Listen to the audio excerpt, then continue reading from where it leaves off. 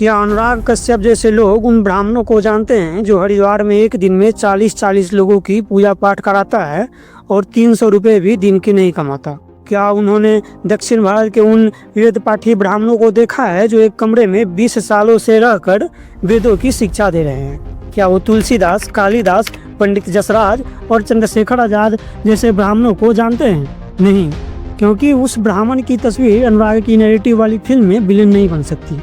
जब कोई आदमी कला के नाम पर पूरे एक वर्ग को निशाना बनाता है तो सवाल उठता है कि क्या ये कला ही है या फिर एजेंडा, और वो भी तब जब उस वर्ग ने भारतीय संस्कृति को अपने कंधों पर उठाकर हजारों सालों तक संभाला हो। तब ये सब देखकर चुप रह जाना और अन्याय को स्वीकार करना अपराध बन जाता है।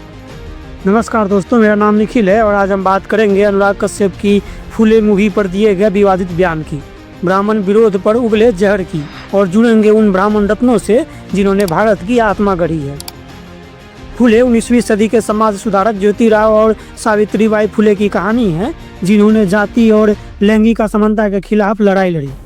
अनंत महादेवन के डायरेक्शन में बनी इस फिल्म में प्रतीक गांधी और पत्रलेखा हैं। ये फिल्म 11 अप्रैल 2025 को ही रिलीज होने वाली थी, लेकिन ड्रामा यहीं से शुरू हो गया। महाराष्ट्र में अखिल भारतीय ब्राह्मण समाज जैसे कुछ ब्राह्मण संगठनों ने फिल्म पर आपत्ति जताई, दावा किया कि यह उनके समुदाय को गलत दिखाती है और ऐतिहासिक तथ्यों को तोड़ती मरोड़ती है। सीबीएफसी ने कदम उठाया और बदलाव मांगे, जैसे महार, मांग और पेशवाई जैसी जाति विशिष्ट शब्द हटाने को बोले, और कहा कि 3000 साल की गुलामी वाली लाइन को हटाकर कई साल की गुलामी कर दीजिए। इन बदलाव की वजह से रिलीज डेट 25 अप्रैल तक टल गई। फिर आए अनुराग कश्यप, जो मुंह खोले तो जहर ही उगलते हैं। 16 अप्रैल को उन्होंने इंस्टाग्राम पर सीबीएफसी की आलोचना की और सवाल उठाया कि ब्राह्मण संगठनों को रिलीज से पहले ही फिल्म कैसे मिल गई। उन्होंने लिखा कि ये राइट विंग और ग्रुप्स रिलीज से पहले फिल्म कैसे देख लेते हैं जब तक कोई उन्हें एक्सेस ही ना दे। लेकिन ये तो बस शुरुआत थी। मामला तब और बिगड़ा जब एक सोशल मीडिया यूजर ने तंज कसा, ब्राह्मण तुम्हारे बाप हैं, जितना छेड़ोगे उतना जलाएंगे। तब कश्यप ने कुछ विवादित बयान दे दिया। ये लाइन तुरंत वायरल हो गई और विवाद की आग में घी डाल दिया। जब अनुराग कश्यप जैसे लोग मंच से ब्राह्मणवाद को कोसते हैं तो वो भूल जाते हैं कि ब्राह्मण कोई जातीय अहंकार का नाम नहीं है, बल्कि ज्ञान, सृजन और त्याग की परंपरा का नाम है। भारत का बौद्धिक और सांस्कृतिक इतिहास अगर किसी वर्ग ने सबसे अधिक समृद्ध किया है तो वो ब्राह्मण वर्ग ही हैं, और उनमें भी कुछ नाम ऐसे हैं जिनके बिना तो भारत की आत्मा ही अधूरी है। अनुराग कश्यप ने शायद गोस्वामी तुलसीदास जी का नाम नहीं सुना, एक ऐसे कवि जिन्होंने राम को हर घर में पहुंचाया है। तुलसीदास कोई राजा नहीं थे, न कोई सामाजिक क्रांतिकारी थे, फिर भी उन्होंने रामचरितमानस लेकर हर जाति, हर वर्ग और हर स्त्री पुरुष को राम में जोड़ा। उन्होंने संस्कृत को छोड़कर लोक भाषा अवधि में लिखकर सिद्ध किया कि भक्ति किसी की बपौती नहीं है। उनके दोहे और चौपाई आज भी गांव-गांव में गाए जाते हैं। रामायण सिर्फ एक धार्मिक ग्रंथ नहीं है, बल्कि सामाजिक न्याय और नैतिकता का पाठ है। अब सवाल यह है कि क्या तुलसीदास को ब्राह्मण कहने से उनकी रचना का मूल्य कम हो जाता है? क्या अनुराग कश्यप उन्हें जातिवाद कहेंगे सिर्फ इसलिए क्योंकि वो ब्राह्मण थे? दूसरे कालिदास भी हैं, जिन्हें भारतीय साहित्य का शेक्सपियर कहा जाता है। कालिदास भारत के सबसे महान कवि और नाटककार माने जाते हैं। उनके नाटक अभिज्ञान शाकुंतलम को आज भी विश्व के मंचों पर प्रस्तुत किया जाता है। उन्होंने प्रकृति, प्रेम, दर्शन और नीति का ऐसा अद्वितीय संगम रचा जिसे आज भी संस्कृत साहित्य का स्वर्णकाल कहा जाता है। उनके ग्रंथों में नारी के सम्मान, प्रेम की गरिमा और धर्म की मर्यादा का गहन चित्रण है। क्या कोई एक भी उदाहरण है जहां कालिदास ने जाति आधारित घृणा को बढ़ावा दिया हो? आज भी भारत के कई विश्वविद्यालय में कालिदास चेयर बनाई गई है ताकि उनका साहित्य आगे बढ़े। क्या अनुराग कश्यप ने कभी कालिदास पर फिल्म बनाने की सोची? तीसरे हैं शुरू से भारत के विश्वगुरु बनाने वाले ब्राह्मण पंडित जसराज। पंडित जसराज एक ऐसे शास्त्रीय गायक थे जिनकी आवाज में ईश्वर बसते थे। उनकी ख्याल गायकी, भजन और शुद्ध रागों पर पकड़ उन्हें विश्व मंचों पर ले गया। वो संगीत को धर्म, जाति और भाषा से ऊपर मानते थे। क्या एक ऐसा ब्राह्मण जो शुरू से भारत का नाम रोशन करे सिर्फ जाति के नाम पर नफरत के लायक है? चंद्रशेखर आजाद जो ब्राह्मण थे पर खुद को आजाद गया। ब्रिटिश सरकार की सबसे बड़ा सिरदर्द क्रांतिकारी चंद्रशेखर आजाद ब्राह्मण घर में जन्मे थे, लेकिन उन्होंने कभी जाति नहीं, देश की आजादी को सबसे ऊपर रखा। क्या अनुराग कश्यप उनके योगदान को ब्राह्मणवाद कहकर मिटा सकते हैं? अनुराग कश्यप जैसे लोग ब्राह्मणों की छवि सिर्फ मंदिर में बैठे एक पंडित तक ही सीमित रखते हैं, लेकिन वो नहीं बताते कि डॉक्टर राधाकृष्णन, भारत के पहले उपराष्ट्रपति और शिक्षाविद, एक ब्राह्मण थे। वो नहीं बताते कि बनारस हिंदू यूनिवर्सिटी के संस्थापक मदन मोहन मालवीय भी एक ब्राह्मण ही है। सुब्रमण्यम चंद्रशेखर, नोबेल पुरस्कार विजेता वैज्ञानिक, एक ब्राह्मण ही है। स्वामी विवेकानंद ब्राह्मण थे और उन्होंने दुनिया को भारतीय सनातन धर्म की महिमा समझाई।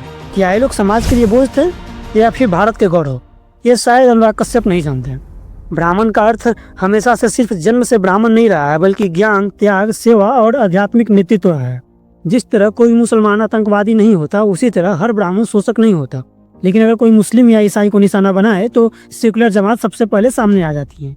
लेकिन बात अगर ब्राह्मण को गाली देने पर हो तो चुप्पी। ऐसा क्यों? आज अनुराग कश्यप जैसे लोग ब्राह्मणवाद को सिर्फ शोषण से जोड़ते हैं। लेकिन क्या सभी ब्राह्मण शोषक थे? अगर हाँ, तो फिर ज्ञान, तप, योग और साहित्य में उनके योगदान को क्या कहेंगे? ब्राह्मण की एक बड़ी संख्या आज भी मंदिरों में बिना वेतन की सेवा कर रही है। संस्कृत, वेद, ज्योतिष और पुरानी परंपराओं को जिंदा रखने के लिए समर्पित है। ब्राह्मणों की एक बड़ी संख्या छोटे छोटे कोचिंग संस्थानों में पढ़ाकर खुद न्यूनतम जीवन जीकर छात्रों को डॉक्टर और इंजीनियर बना रही है। क्या अनुराग कश्यप जैसे लोग इन ब्राह्मणों को जानते हैं? क्या उन्होंने कभी हरिद्वार के उन ब्राह्मणों को देखा है जो एक दिन में 40-40 लोगों की पूजा पाठ तो कराते हैं, लेकिन दिन के 300 रुपये भी नहीं कमाते? नहीं जानते होंगे, क्योंकि उस ब्राह्मण की तस्वीर अनुराग के नैरेटिव वाली फिल्म में विलेन नहीं बन सकती है। ब्राह्मण कोई श्रेष्ठता की भावना नहीं है, ब्राह्मण एक दायित्व है। आधुनिक भारत में ब्राह्मण होने का अर्थ अब सर उठाकर चलना भी अपराध बन गया है। अनुराग कश्यप जैसे लोग इसे और बढ़ावा देकर नफरत को प्रोग्रेसिव बना रहे हैं। लेकिन भारत की आत्मा तब तक जीवित रहेगी जब तक तुलसीदास का दोहा गूंजेगा, जब तक पंडित जसराज का सुर बजेगा, जब तक चंद्रशेखर आज़ादी की भावना जिंदा रहेगी।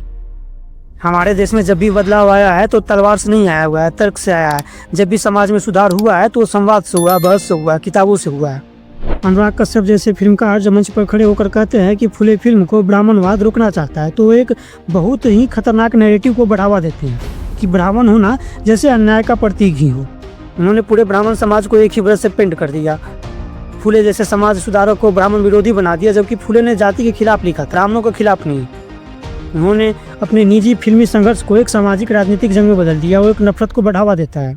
अगर अनुराग सच में फुले के विचारों को फैलाना चाहते हैं तो उन्हें समझना होगा कि फुले ने कभी भी किसी विशेष जाति को गाली नहीं दी। उन्होंने सत्य शोधक समाज बनाया, यानी सत्य को जानो, गाली मत दो। उन्होंने शिक्षा, आत्मसम्मान और सुधार की बात की, न कि बदले की भावना की। अगर ब्राह्मण गलत हैं तो आलोचना करो और गाली मत दो।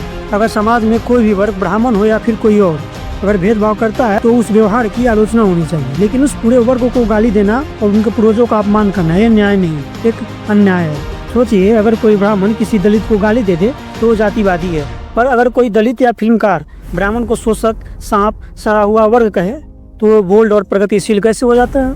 आज समस्या जाति की नहीं बल्कि अवसरों की है।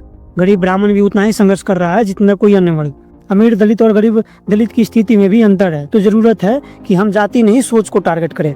ब्राह्मणवाद एक सोच हो सकती है जो श्रेष्ठता या पाखंड या फिर भेदभाव को जन्म देती हो, लेकिन हर ब्राह्मण ब्राह्मणवादी नहीं होता। जैसे हर मुस्लिम आतंकवादी नहीं होता, वैसे ही हर ब्राह्मण शोषक या उच्चतावादी नहीं होता। सवाल ये है कि क्या अनुराग कश्यप इतना फर्क समझते हैं या फिर जानबूझकर नफरत फैला रहे हैं?